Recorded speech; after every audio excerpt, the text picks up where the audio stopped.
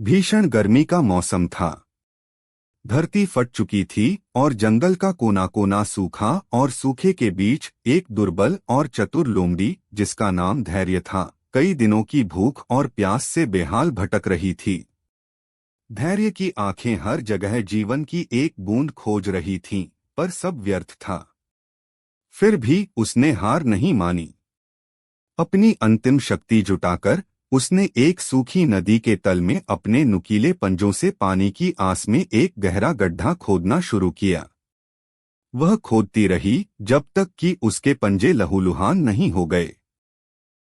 तभी अचानक जमीन के अंदर से एक अद्भुत और शक्तिशाली कंपन हुआ।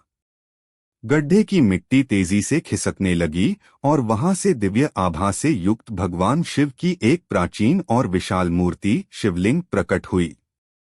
धैर्य लोमड़ी भय और विस्मय से मूर्ति के सामने बैठ गई। पानी की आशा टूट चुकी थी, लेकिन जीवनदान देने वाले ईश्वर के सामने वह कृतज्ञता से भर उठी। अपनी आंखों में आंसू लिए उसने अपने सिर को झुकाकर निष्काम भाव से प्रार्थना की।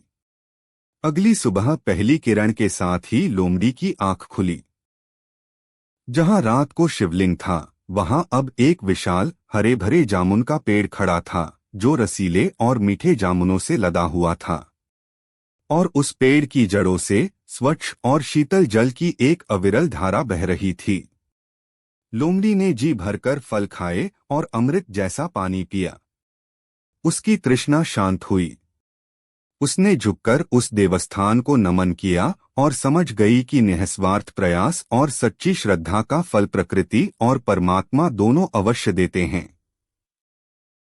उस दिन से वह लोमड़ी उस पेड़ और जलधारा की रक्षा करती हैं और जंगल के अन्य प्यासे और जरूरतमंद जीवों को भी वहां का रास्ता दिखाती थी।